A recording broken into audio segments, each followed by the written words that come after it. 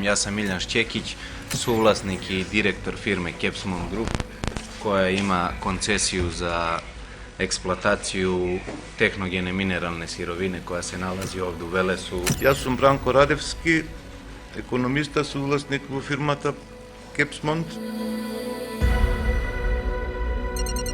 Последен ден на јануари, Совет на општина Велес.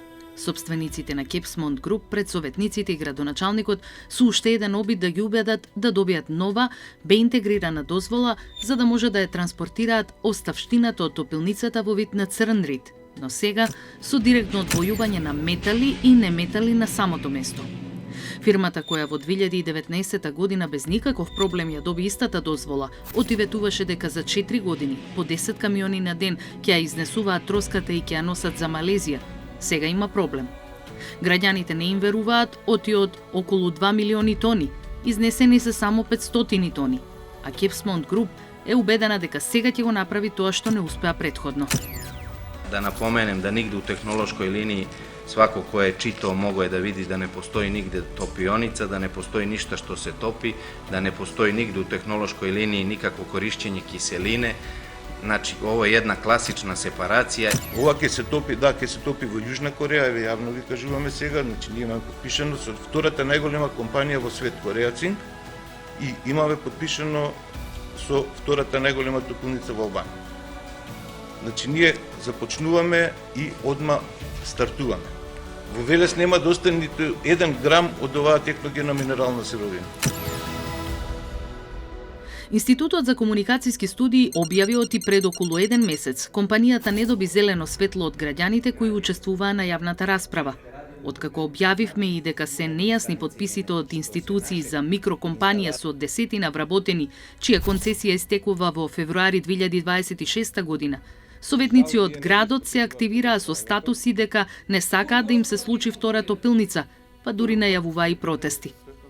И на седницата имаше политички перформанс. Советниците на СДСМ облечени во маички на кои пишува «Топилница никогаш повеќе».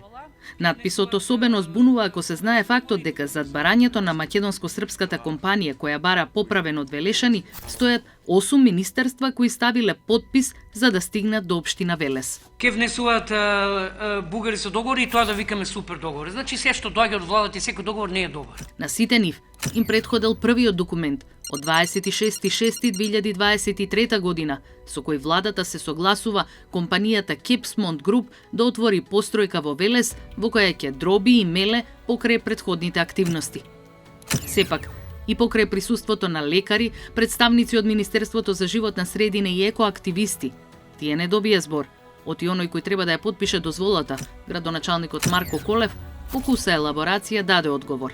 Врз основа на сите мои анализи, и јас како градоначалник под овие околности нема да подпишам Б интегрирана дозвола. По изјавата на Колев, јасно е оти Kepsmont Group најверојатно ќе извиси и нема да добие шанса да ја обработи па транспортира троската. Нејасно е како во изминатите 19 месеци добиле дозвола од министерства, државни факултети, експерти и политичари, кога барањето воопшто не се однесува на работа на Жешко Точка, што всушност и официјалниот статус на Велешката згура. Тоа значи дека треба да се работи во посебни околности, како на пример со линданот во Охис. Оти во спротивно може да се направат дополнителни загадувања на природата. Микрофирмата нема да добие дозвола, ама и Колев не го реши проблемот што го убива и него, и неговото семејство, и граѓаните од кои добил доверба дека ќе работи за нивно добро. Kepsmont Group нема да работи на црниот рид, ама тој ќе работи во белите дробови на Велешани кои 4 години немаат ниту локален еколошки инспектор. Државата по деценија од затварањето на топилницата треба да си ја исполни обврската и да ги расчисти штетните метали што им го скратуваат животот на овие луѓе.